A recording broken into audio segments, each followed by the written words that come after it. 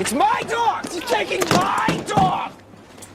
Lewis Nixon is one of the most recognisable faces from Band of Brothers, remembered as the dry-witted intelligence officer, with a bottle of something never far from hand and a sharp remark always ready. On screen, he often serves as a bridge between the audience and the war itself, observant, cynical, and emotionally bruised by what he sees, rather than defined by heroic charges or battlefield glory.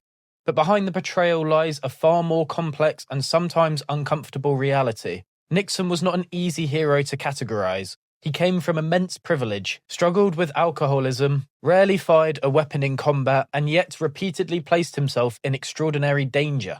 His story runs parallel to the great airborne campaigns of the Second World War, from Normandy to Holland, Bastogne, and finally Germany, while also revealing how memory, friendship, and narrative shape the way we remember the war.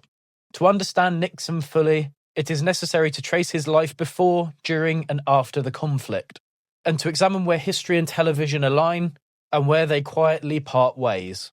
This is a story of Captain Lewis Nixon, one of the many who served in the Band of Brothers. Now, before we get into the video, 99% of you who watch these videos are not subscribed. Now, if you enjoy this video or my content, then please consider leaving a like on this video and subscribing. It really helps me out and it lets you stay up to date with my channel. Lewis Nixon was born on September 30th, 1918, into a world very different from that of most of the men he would later serve alongside. Raised in wealth and privilege, Nixon grew up between New York City and California, surrounded by the legacy of an elite family whose influence stretched across business, engineering, and even naval history. His grandfather, also called Lewis Nixon, was one of the most important naval architects in American history, responsible for battleships and early submarines, and the family name was synonymous with industry through Nixon Nitration Works in New Jersey. He was well-travelled from a young age, visiting Europe repeatedly. Educated at Kate School and then Yale University, Nixon studied engineering and also attended summer courses at MIT, but never finished his degree, instead drifting toward the family business. Even early on, there were signs of restlessness and excess that would later define parts of his wartime reputation. He was intelligent, charming, and sociable, but also a heavy drinker even by college standards, something inherited in part from his father, whose own alcoholism was notorious. When war loomed, Nixon did not wait to be swept up by events. He volunteered for the draft and entered the US Army in January 1941. After basic training at Camp Croft, he attended officer candidate school at Fort Benning, where he met Richard Winters for the first time. Their friendship developed quickly and would become one of the most important relationships of Nixon's life, both through the war and long after it. Commissioned as a second lieutenant, Nixon initially found himself assigned to military police duty at Fort Ord in California, a posting he despised. Dealing with drunken soldiers and routine discipline left him deeply disillusioned, and he became determined to get into a frontline combat unit. His first request for transfer to infantry was denied, but when he volunteered for airborne service, the request could not be refused. The decision changed the course of his life. Nixon joined the 506th Parachute Infantry Regiment and underwent the brutal training at Camp Toccoa under Herbert Sobel. Like many officers, Nixon found Sobel insufferable, later likening him to a tyrannical school headmaster. But he endured the training and proved himself physically capable despite his privileged background. During training, he was transferred from a line platoon role to battalion intelligence officer, the S2, particularly to escape Sobel's direct authority and partly because his analytical mind and calm demeanour suited staff work. He earned his jump wings at Fort Benning and continued training at Camp Macau before deploying to England with the regiment in 1943. By the time the 506th arrived in Airborne, Nixon was already known as a capable planner, a reliable presence under pressure, and an enthusiastic drinker with an almost supernatural ability to acquire alcohol in any circumstance. On D-Day, June 6, 1944, Nixon parachuted into Normandy with the 506th as part of Operation Overlord. Like many airborne drops, his jump was chaotic, but he managed to link up with battalion headquarters. One of the most important moments of Nixon's wartime service came shortly after Easy Company's assault on the German artillery battery at Burycourt Manor. Winters handed Nixon a captured German map showing the positions of enemy artillery across Normandy. Nixon immediately grasped its importance and ran roughly 3 miles to Utah Beach to deliver it up the chain of command. As a result of that intelligence, the first 2 tanks to land at Utah Beach were redirected to support Winters and his men, with Nixon even catching a ride back to battalion headquarters. Following Normandy, Nixon was promoted and briefly served as Regimental Intelligence Officer, a position that brought increased responsibility and visibility. He moved through France and into Netherlands with the 506th, taking part in Operation Market Garden. During fighting in Holland, Nixon experienced one of the luckiest near misses of the war, when a German MG-42 round struck him in his helmet. It entered at an angle, grazed his forehead, and exited without breaking the skin, leaving only a burn mark. What the show softens is the extent to which Nixon's drinking worsened during this period.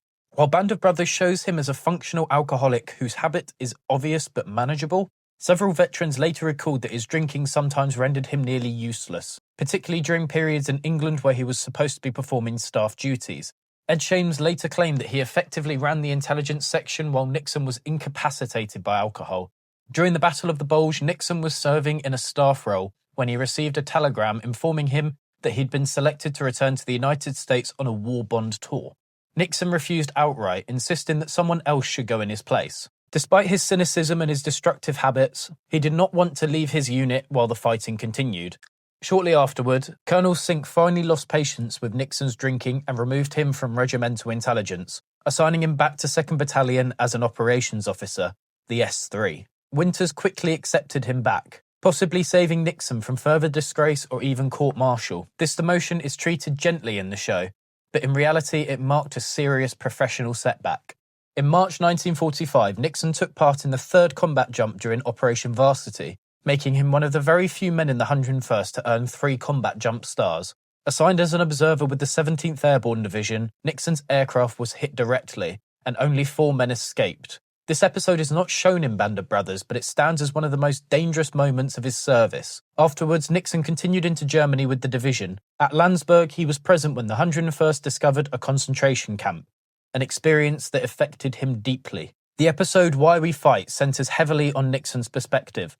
While Nixon was not the only officer impacted by what they saw, the show uses him as the emotional focal point. At Berchtesgaden, Nixon famously received first pick of Hermann Göring's captured wine collection, an ironic reward given his lifelong struggle with alcohol. The war ended with Nixon holding the rank of captain, having served from Normandy through Germany without ever firing a shot in combat. Band of Brothers presents Nixon as universally liked, witty, and loyal. But reality was more complicated. Several veterans, most notably Buck Compton, disliked him intensely and described him as arrogant and abrasive. These tensions are absent from the show, which frames Nixon largely through Winters' affectionate lens. After the war, Nixon returned to civilian life and worked at Nixon Nitration Works alongside Winters, who served as general manager. His personal life, however, remained turbulent. His first marriage had already collapsed during the war, and his second marriage eventually failed as well. It was not until he married Grace Yumazawa, a Japanese-American woman who'd been interred during the war, that Nixon finally stabilized. With Grace, he overcame his alcoholism, traveled extensively across Asia and Africa, and rebuilt his sense of purpose. Winters served as best man at their wedding, underscoring the depth of their lifelong friendship. In his later years, Nixon suffered from serious health problems, including mobility issues that required surgery and periods in a wheelchair. He remained close to Winters and his family until his death from complications related to diabetes on January 11, 1995. Winters delivered the eulogy, a fitting end to one of the most enduring friendships of the Second World War. When Band of Brothers was produced, Nixon's widow Grace met Ron Livingston before filming began, offering personal insight into the man he would portray. The series cemented Nixon's legacy in popular culture as the witty, wounded intelligence officer with a bottle in his hand and quiet pain behind his eyes. While the portrayal captures many truths, it smooths over the sharp edges of his personality and the deeper consequences of his alcoholism. The real Lewis Nixon was more complicated, more flawed, and in some ways more tragic than the character remembered on screen. But his contribution to the war and his place in the story of Easy Company remain undeniable. If you enjoyed this video, give it a like, subscribe and turn that bell notification on, share it with your friends, and leave me a comment. Let me know who you'd like to see a video on next. Because sometimes history doesn't need a rewrite, it just needs to be told properly.